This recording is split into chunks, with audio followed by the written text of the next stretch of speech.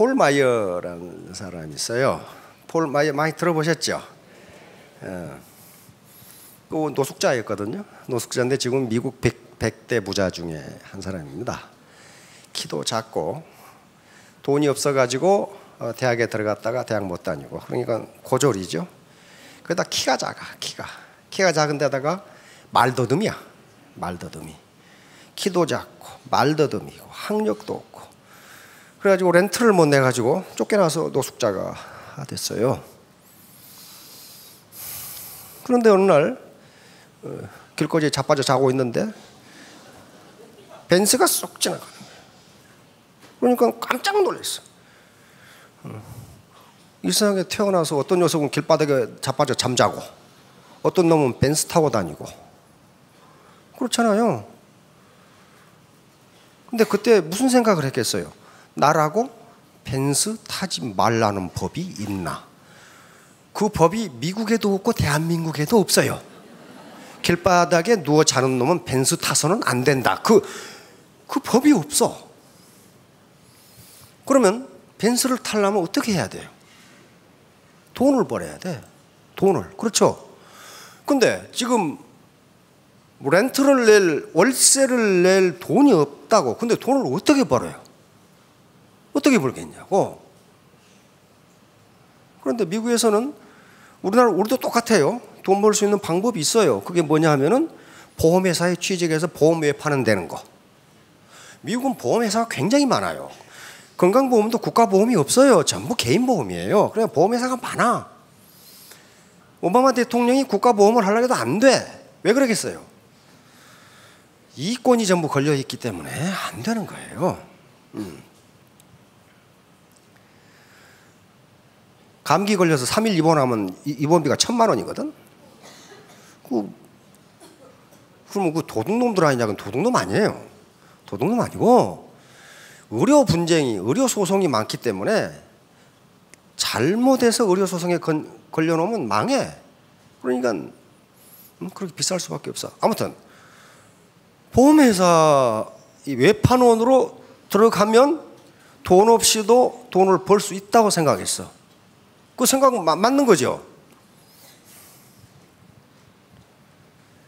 그래서 보험회사 찾아가서 제가 이만저만 하는데 보험 외판원이 되겠습니다. 보자마자 불합격. 왜? 키도 작지, 말더듬이지. 보험회사 외판원이면 말을 기가 막히게 해야 되잖아요. 이 보험으로 말씀드릴 것 같으면 뭐시 어떠고저떠고 해야 되는데 더더더더더 하고 있으니까 학력도 형편없지, 돈도 하나도 없지, 키도 작지, 말더듬이지. 이게 되겠냐고. 우리 사장님들이 보험회사 인사부장이면 그 취직시키겠냐고요. 안 해요. 그러면 낙방. 그런데 이때 바로 변한 게 폴 마이의 애티튜드, 태도가 변한 거예요. 애티튜드, 태도가. 그러니까 그전 같으면 아이고 나 같은 놈은 안 돼 그럴 텐데 자기 마음이 변한 거예요. 그래서 인사하면서 부장님, 지금 부장님께서는 세계적인 보험 외판원을 쫓아내고 계시는 겁니다. 이렇게 인사하고 나왔단 말이에요.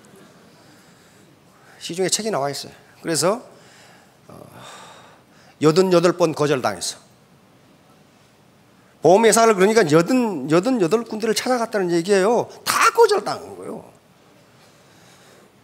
마지막으로 들어갔는데 단 2년 만에 백만장자가 됩니다. 왜? 태도가 바뀌었잖아요. 지금은 기업을 100개를 가지고 있는 세계 최고 기업. 그 양반이 유명한 것은 돈을 벌어서 유명한 게 아니에요. 지금 우리 시중에 많은 책이 번역되어 나와 있어요. 나는 그러니까 어떻게 하면 성공하는가. 그 양반이 제일 강조하는 거예요. 당신의 마음의 태도를 바꾸면 된다. 생각해 보세요. 그 사람 미천 있었어요? 미천 없어요. 학력 좋아요? 고졸이에요. 거기다 말더듬이, 키도 작아, 생긴 것도 잘 못생겼어 또. 그런데 미국 100대 부자가 된 거예요. 그런데 그 사람이 써놓은 글에 이런 게 있어요. 사원들한테 자네들 인생 시나리오를 써서 내봐. 그런데 열심히 쓴 사람, 응? 나는 몇 월 며칠까지 뭐가 되고 몇 월 며칠까지 뭐가 되고 몇 년 후에 두고 보니까 그 사람들은 다 그렇게 됐더라는 거예요. 그런데 샤식 그거 쓴다고 뭐 해주나? 그런 놈은 하나도 안 되더라는 거예요. 폴 마이의 그 책에 있어요. 그러니까 그걸 뭐라고 그러냐면 겸손이라 그래요. 휴멜리티. 겸손이에요. 겸손이 사실은 성공의 가장 중요한 자본입니다. 세상에 오만한 놈도 겸손한 놈을 제일 좋아해. 교만한 놈이 제일 싫어하는 놈이 교만한 놈이야. 지가 교만한지는 몰라. 그런데 제일 싫어하는 놈이 교만한 놈. 저도 많은 지금까지 꽤 오래 인생을 살아서 보니까 교만한 놈들 나중에 끝장이 안 좋아요. 전부 거지돼. 거지가 다. 왜? 교만한 사람이 돈이 있고 힘 있는 자리에 있을 때는요, 많은 사람이 따라요. 아이고 참 말 잘했습니다. 아주 지다가십니다. 그런데 그놈이 딱 힘이 끊어지니까 어때요? 싹 따라놔 버려. 새끼 말이야. 말이 많아 새끼 말이야. 저 운전은 잘한다고 해놓고 말이 많네. 그 자식 그렇게 될 줄 알았어. 그래요 전부 다. 그러니까 여기 자본을 얘기하는데 많은 현자들이 겸손이야말로 가장 중요한 자본이라고 이야기하는 게 그런 거예요. 그런 거라고요. 고소득을 얻기 위해서 여기 오셨어요. 고소득. 그리고 지금까지 고소득을 얻기 위해서 아주 발버둥을 치시면서 살았는데 고소득이 안 돼요. 왜 그러겠어요? 그건 생산성이 낮으니까 그래요. 생산성이 100만 원밖에 안 되는 사람한테 어떻게 200만 원 봉급을 주냐고. 그거 안 돼요. 망해요. 그러니까 항상 임금은 생산성 범위 내에서 정해지도록 돼 있어요. 그게 자본주의 경제학 원론의 이야기예요. 그걸 벗어날 수가 없어. 그러면 생산성이 높으려면 어떻게 해야 되냐? 자본이 많아야 돼. 자본주의 시장 경제잖아요. 자본이 많아야 된다고. 그런데 자본의 고전적 정의하고 관계없이 지식정보화 시대는 자본의 범위가 훨씬 엄청나게 넓어졌기 때문에 그러니까 우리가 살 수가 있어요. 안 그러면 지금 전부 다 평생 가난뱅이를 벗어나지 못해. 계층 빈곤 탈출률이라는 게 있어요. 지금 통계청에서 내고 있죠. 빈곤 탈출률. 2005년까지 우리나라의 빈곤 탈출률이 10점 만점에 3.5. 그러니까 10명이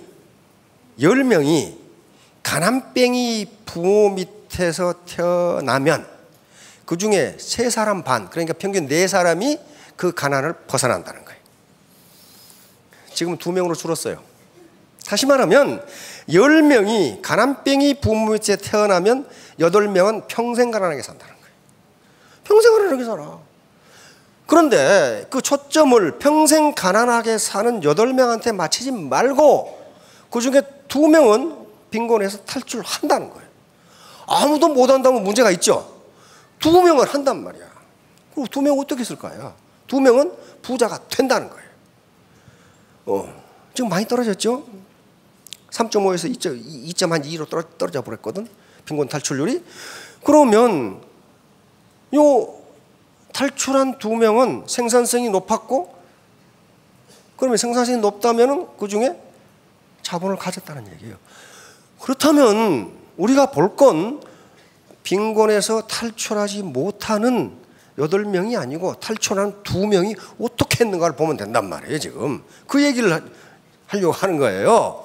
그래서 겸손하라 하는 게 그 겸손이 쉬운 일이 아닙니다. 절대로 쉬운 일이 아니에요. 이 인간관계, 현자들이 인간관계에서 중요한 3가지가 있다고 지적을 합니다. 이 3가지가 인간관계를 결정한다. 그리고 이것이 사회적 성취를 결정한다고 봅니다. 3가지가. 첫 번째가 뭐냐 하면은 자기 이해.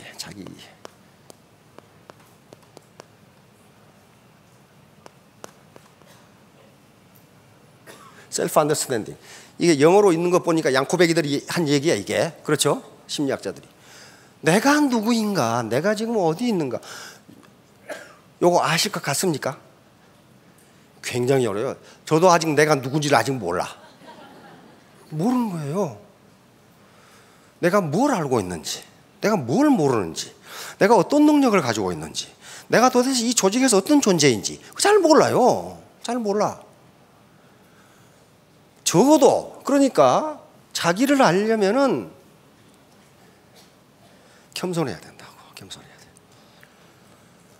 왜? 자기의 결점은 자기가 잘 알지를 못해요. 특히 아는 것에 대해서 그렇게 어려워요. 이 중에 아주 굉장한 지식인들이 많습니다. 옆에 사람 얼굴 봐도 그냥 지식인인지 아닌지, 고위 공직자인지 아닌지 잘 몰라요. 다 위장을 하고 있기 때문에. 왜냐하면 여기 앉아있는 때가 좀 굉장히 쪽팔리거든. 앉아있으니까 아무나 굉장한 분들이 있어요. 그분들은 오히려 점잖합니다. 근데 지 뿔도 아닌 것이 되게 또 머리에 목은 빳빳해. 아주 대단한 사람인 것처럼. 대단한 사람이라는 게 제가 늘 얘기했죠. 대가리가 단단한 사람을 대단한 사람이라고. 말이 먹혀 들어가질 않아. 말이 이런 말이 있어요.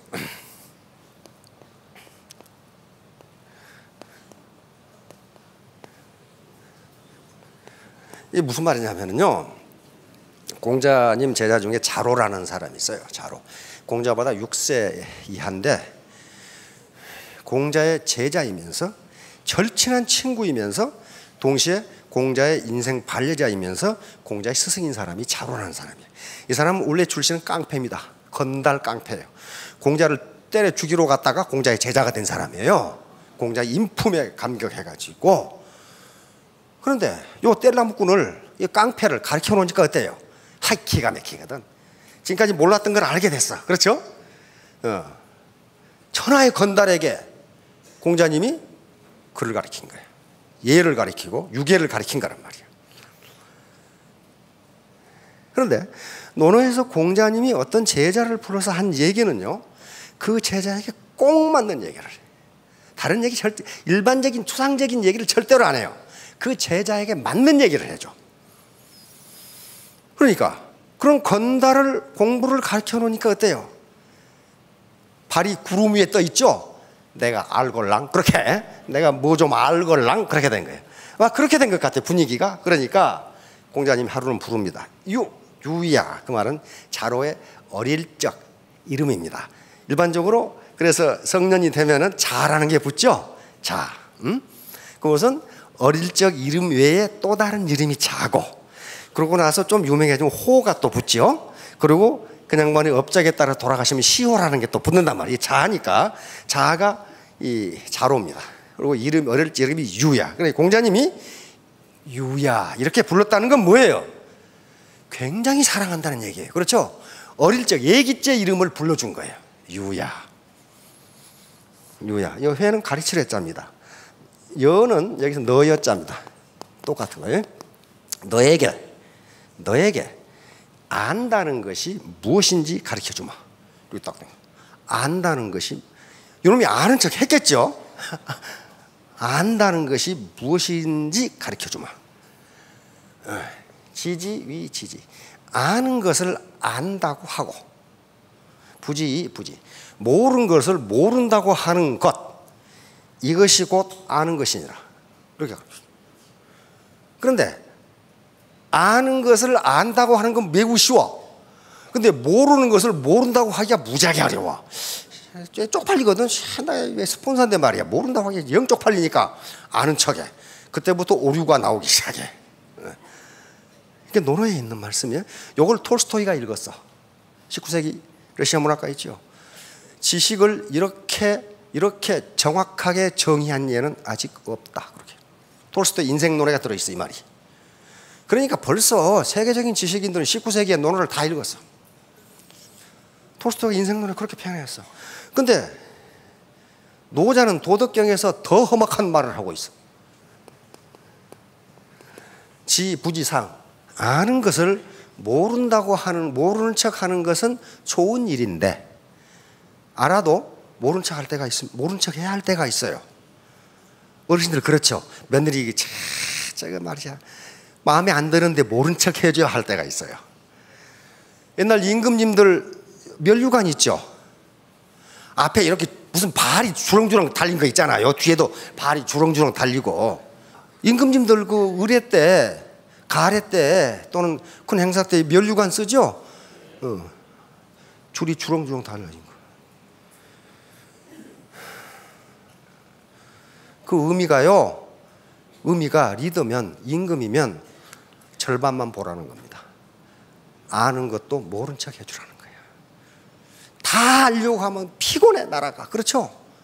시어머니가 며느리가 시시콜콜 파고들면 엄청 피곤해. 그렇죠? 아는 것도 모른 척 해주라는 뜻이에요. 그게. 그래야만 나라가 평안하고 가정이 평안해요. 그러니까 노자가 도덕경에서 아는 것을 모른 척 하는 건 좋은 일인데 부지지병, 모르는 것을 아는 척 하는 건 병이다 그랬어요. 그건 병이야, 병. 완전 병이야, 그건. 그러니까 바로 자기 이해라는 게 그렇게 쉬운 게 아니에요. 어쩐지 인간은 내가 아는 척하고 싶고 내가 똑똑한 척하고 싶고, 근데 똑똑한 척하면 손해예요. 내가 똑똑한 척하고 말하고 있을 때 다른 놈들 술하고 앉아고 다 먹거든. 자기만 못 먹어. 자기만 못 먹어. 손해라고 그게. 자, 이게 그러니까 내가 왜 지금까지 이렇게 고소득을 못 올렸을까? 도대체 내가 부족한 게 뭘까? 요걸 리뷰해 보면 아, 내가 이 정도 위치밖에 안 되는구나. 그걸 인정할 수가 있어야 돼. 그렇죠? 그래서 두 번째 단계는 자기 수용입니다. 자기 수용. 셀프 액셉팅이야. 셀프. 그러니까 나를 분석해 보니까 아, 나는 체력이 약하다. 이거 받아들여야 되죠. 체력이 약하다. 체력이 약한데 죽도록 일하면 어떻게 됩니까? 그거 죽어버려요.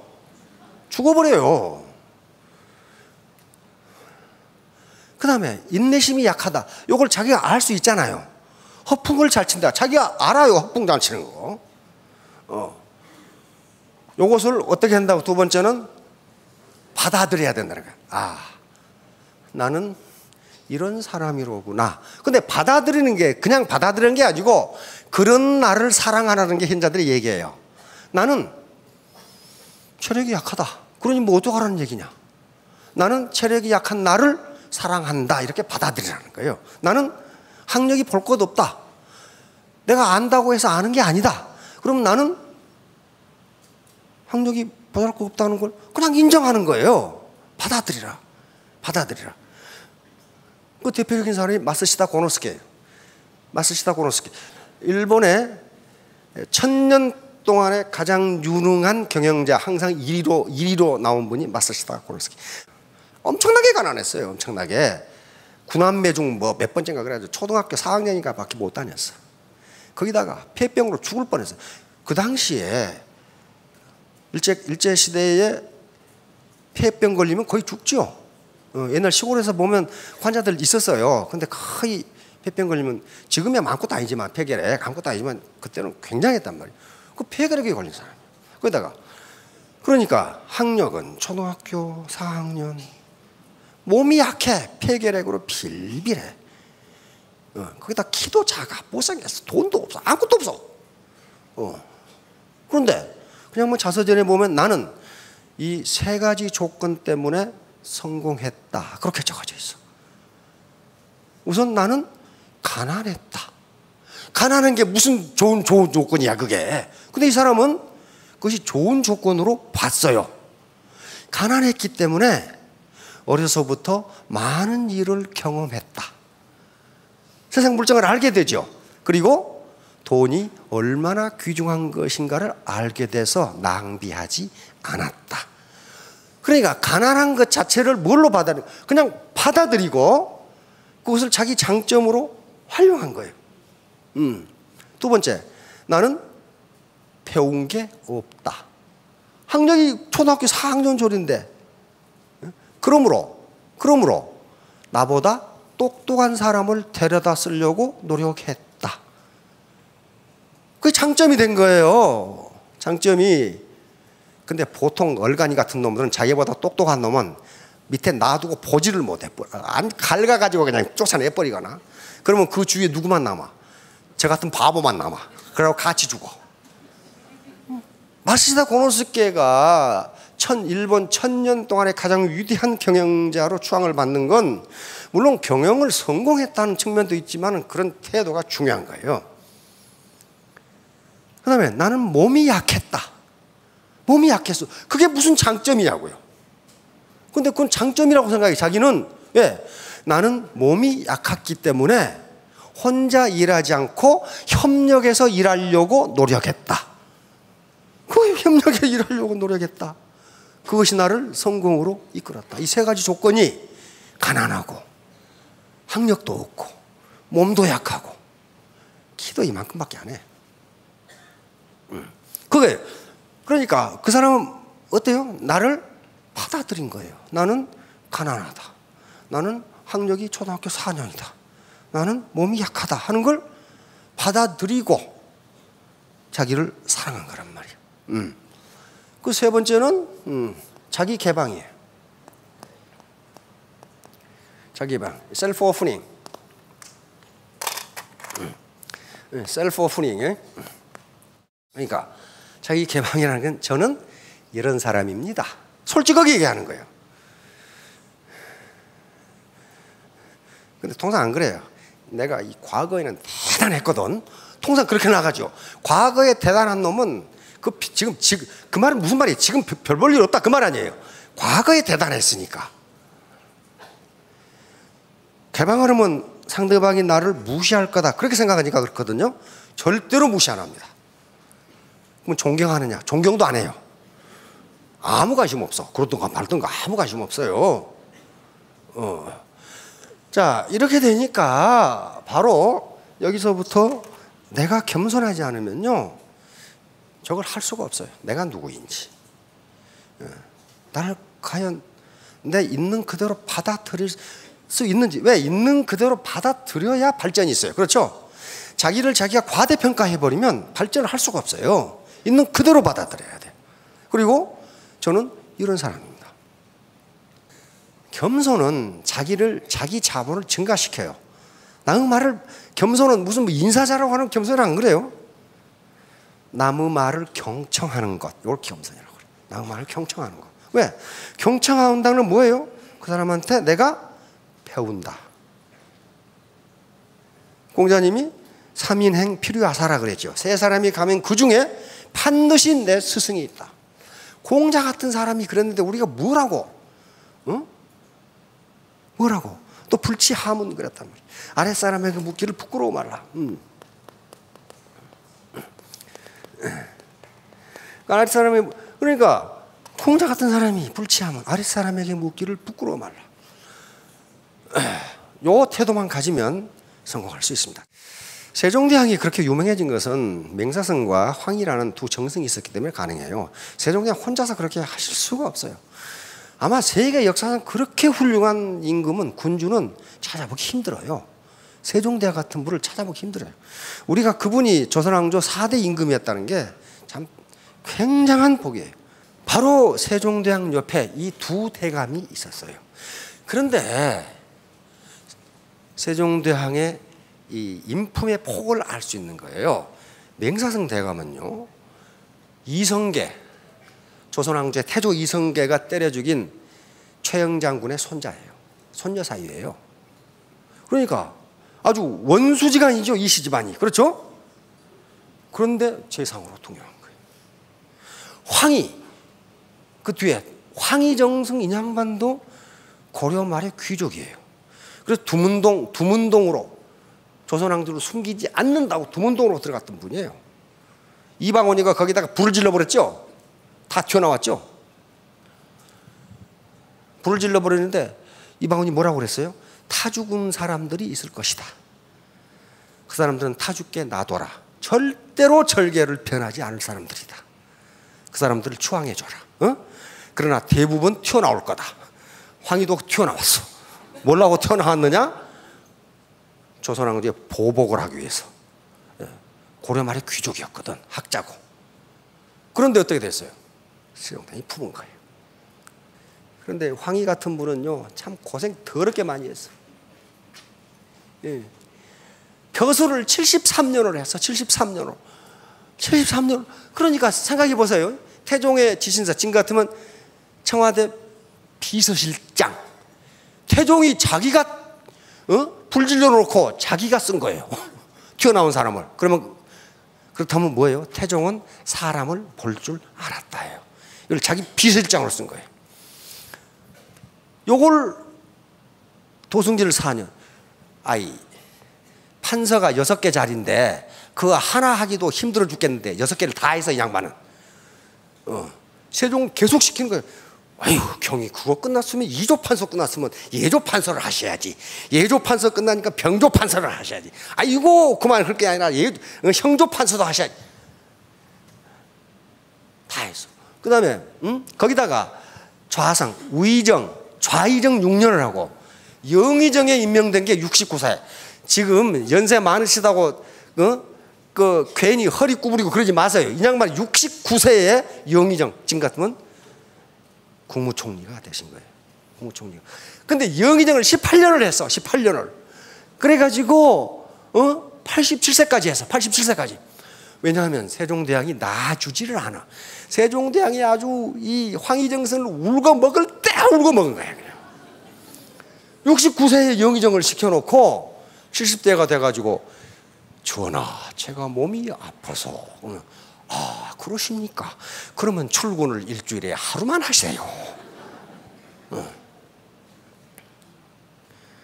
또 한 70 몇 세 돼가지고 제가 걸음을 못 걷겠습니다. 그러니까 그러면 출근하지 마시고 집에 그냥 계세요. 그래 나중에는 집에서 일어나지를 못하겠습니다. 아, 그러면 관리를 하나 보내드릴 테니 말만 그냥 하세요. 받아 적도록. 왜? 이분이 누워 계시는 것 자체가 국가가 지금 돌아가는 거, 운영되는 거야. 거기다 세종대왕이 돌아가시기 4개월 전에 자기 몸이 아파 죽겠으니까 아, 이제 그러면 경도 그만 쉬세요. 그래가지고 겨우 4개월 전에 황희정선을 놔줬어요. 이런 스폰서가 다 되실 건데요. 파트너들이 그렇게 하셔야 됩니다. 아, 우리 스폰서님, 제가 몸이 좀 아픈데요. 그러면 집에 계세요. 제가 하겠습니다. 제가 걷지를 못하겠는데, 아, 그러세요? 제가 사람을 보내드리겠습니다. 그렇게 돼야 된다니까. 근데 황희정승이 그렇게 된 게 바로 겸손이었습니다. 벼슬을 73년을 했으니 그것도 육조 판서 좌우 좌상 우상 영의정을 18년을 했으니 계속 상좌에 앉았어요. 그렇죠? 회의를 주재하는데 한 번도 자기가 먼저 말을 꺼낸 적이 없다고 합니다. 계속 들어. 뭐시 어떠고 저떠고 어떠고 저떠고. 그럼 저끼리 싸워. 그럼 계속 듣고 있어. 그러면 계속 듣는다는 건 뭐예요? 이쪽 의견 이쪽 의견을 다 들어보는 거예요. 그러고 나면 어떻게 됩니까? 자기 편견이 아니고 지금 상황이 어떻게 돌아가는 것을 명확하게 알 수 있어. 그렇죠? 요점 때문에 세종은 놓지 않았어요. 놓지 않았어. 이분이 있어야 된다니까, 이분이. 그래서 유명한 일화가 바로 이거죠. 하루는 일찍 퇴청을 해가지고 집에서 책을 보고 있는데 여종들이 지끼리 싸우다가 한 놈이 쪼르르 올렸어요. 대감님, 전현이요 요렇쿵 저렇쿵 전현이 잘못했어요. 그러니까 네 말이 옳다 그랬죠. 또 그년이 와가지고 이제 뭐 전현이요 이렇쿵 저렇쿵 그러니까 네 말이 옳다 그랬단 말이에요. 그 옆에 듣고 있던 조카가 아니 삼촌, 내가 들어보기에 전현이 옳은데 어째서 삼촌은 그 우유부단하게 인연이 옳고 전현이 옳고 그럽니까? 그러니까 네 말도 옳다 그랬단 말이에요. 그 말은 무슨 말이에요? 한쪽 말만 들어가지고는 누가 옳은지를 명확하게 판단할 수 없다 이런 얘기예요 지금. 그러니까 세종이 그렇게 쓴 거예요. 당파 이게 막 있는데 다 들어보고 최종적인 결론을 황희가 내려주면 그건 정확하다는 거예요. 정확하다. 그것을 썼던 세종대왕이 그걸 몰랐을 리가 있냐. 그렇죠? 그러니까 저분이 누워 계시더라도 저분이 그 자리에 있는 게 국정이 잘 돌아간다고 생각을 하신 거예요. 그렇죠? 그러니까 황희나 맹사성보다 더 훌륭한 분은 세종대왕이에요. 그걸 아신 분이거든. 자, 이게 변중만으로 다 끝났습니다. 자, 다음 시간에 또 하도록 하고 3년 후 5년 후에 모두 성공하시기 바랍니다. 네, 감사합니다.